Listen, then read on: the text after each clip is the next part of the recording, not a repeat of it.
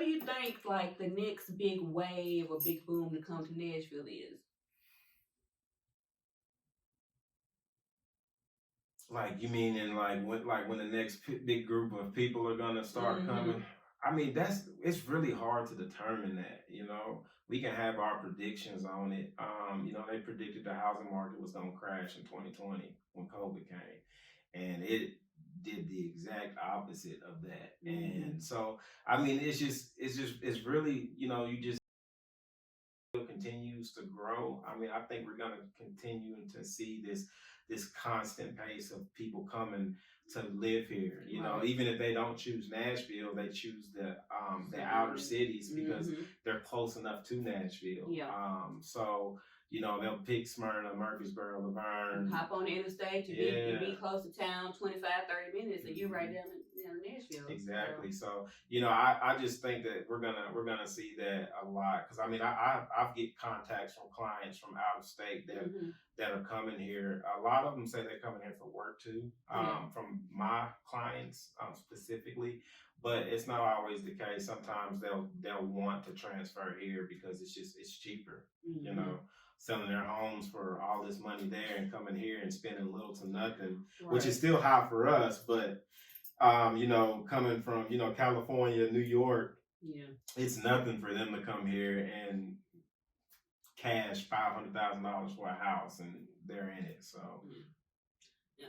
But speaking for people who can't afford to live in the city, with rent going up astronomically. I mean, it's crazy what people were paying, $900 before, and now y'all done went up.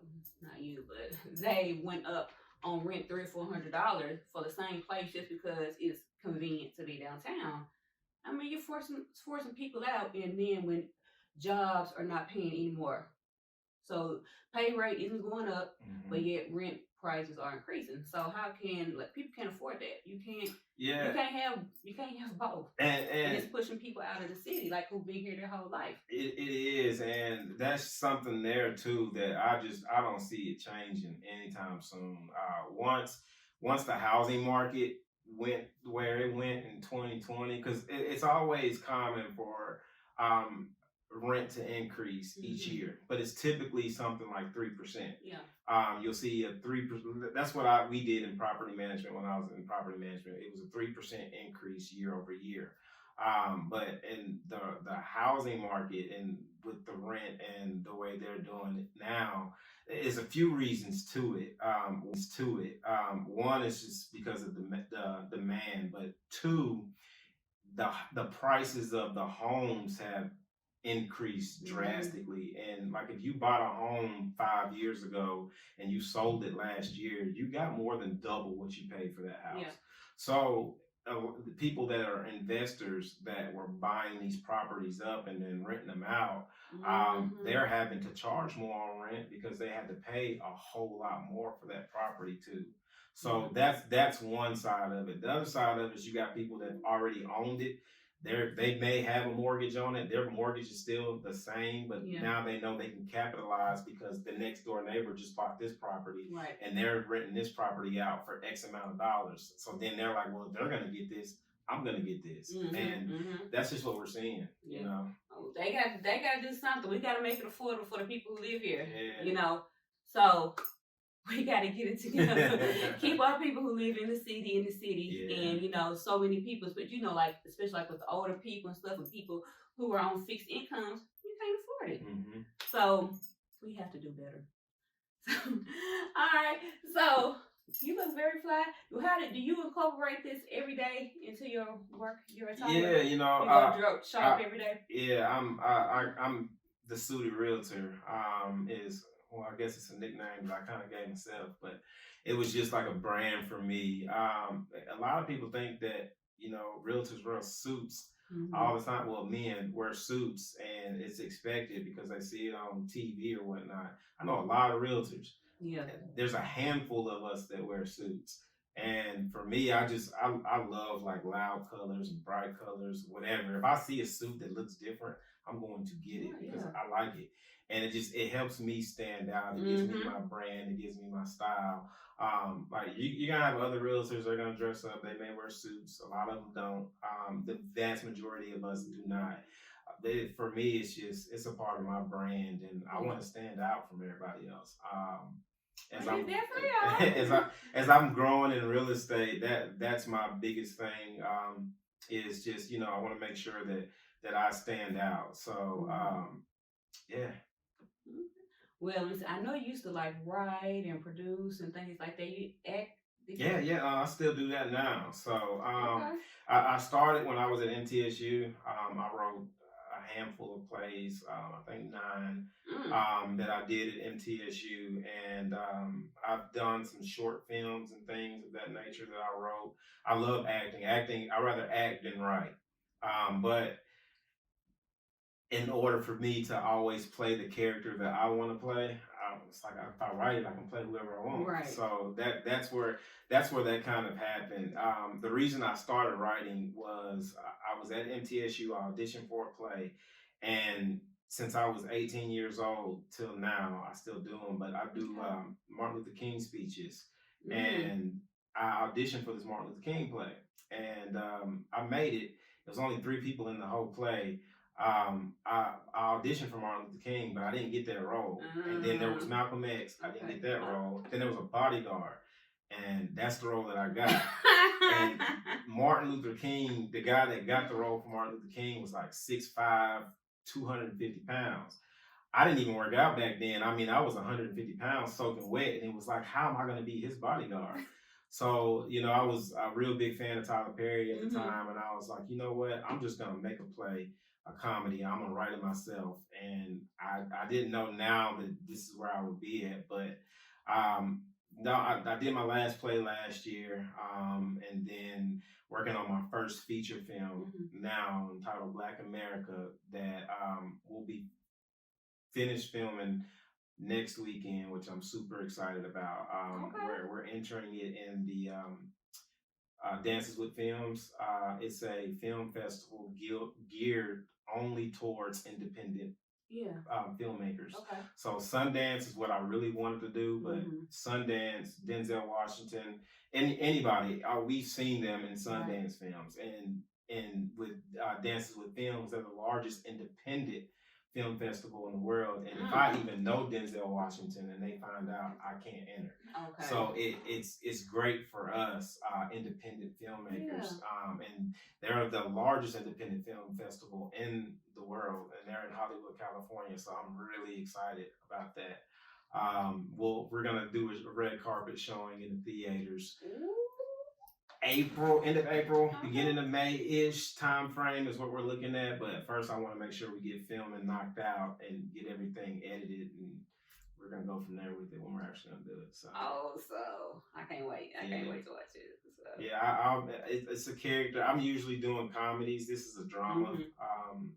centered around Black America, what we go through in America. But Yeah. you see viewpoints from White America and also Blue America in it too Okay. as well. So I'm an advocate for African American people. I love us to death. I hate seeing police brutality. Mm-hmm. I have been victims of it myself Mm-hmm. with law enforcement, but I've also been on the other side of it where I've had some white officers do some things that you don't hear about. Yeah. So I wanted to make sure that I'm not just painting the badge as all bad guys in this film.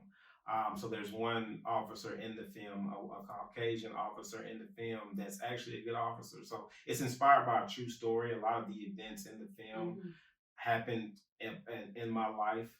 So it's inspired by a true story. It's got a lot of fiction stuff too, but that's what you do when you make movies. Yeah. But it's inspired by a true story. And the reason why I wanted to showcase the good side is because I don't drink anymore. I'm 2.5 years sober. But I used to drink, and I was 21, 22 years old. I was driving drunk. A cop pulled me over. He was an old Caucasian cop. Pulled me over.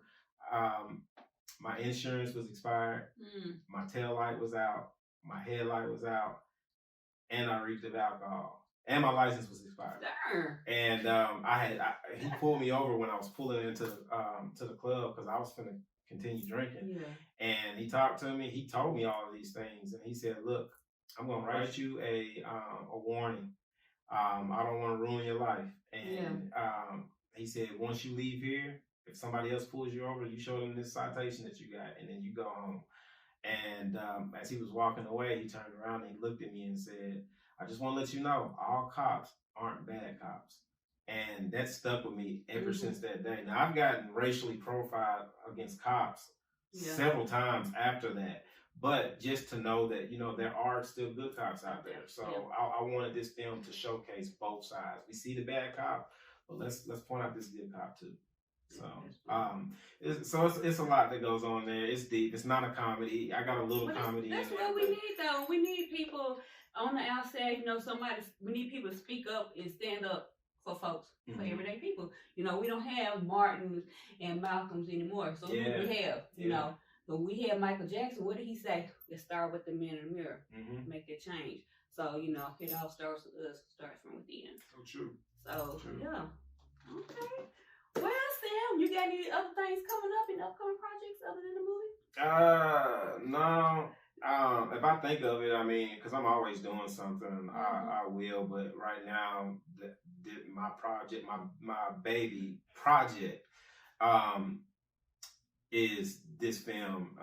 We put a lot into it, and that's been my biggest focus on everything else. So it's filming, well, it's family film work, or I should say family work film in that order is the way that everything's been going. So I'm just excited to be done and spend more time with my family once I don't have to film anymore after next weekend.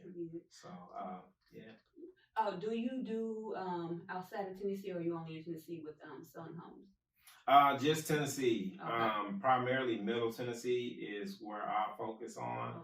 Okay. I sold my first house in Knoxville, Tennessee. But that's a whole nother story. Middle Tennessee is where I focus, but I know agents all around. So whether it be in different states, California, Florida, New York, wherever, I have connections with agents to where I can put people in contact with a good agent to make sure that they're taken care of. Awesome. So. Okay. Well, this is Sam Houston, realtor right here in Middle Tennessee. Let everybody know where they can find you at, Sam. Social media handles is Sam the Suited Realtor, Sam Houston. Then in quotation marks, I think on Facebook is the Suited Realtor. TikTok, Instagram, all of that is all Sam Suited Realtor. I'm your neighborhood house dealer. That's my tagline. Your neighborhood house dealer. Y'all heard him. So if y'all moving here to Nashville, your Middle Tennessee, Murfreesboro, anywhere around, make sure you reach out to Sam. He will hook you up, give you all the information that you need, show you first-time home buyers program. There's a couple different programs that we have here. The TDH. THDA, and then you have the other one with the we have no country in the rural areas, USDA. So if you're looking for something like that, make sure you reach out to Sam. And I am your girl Chelsea Bianca, right here, the Gold Room Talk, where fashion meets the real world. Make sure you follow me on Facebook and Instagram. All right, but make sure we end this day starting with the man in the mirror and make sure we do the right thing. This has been another episode of Gold Room Talk.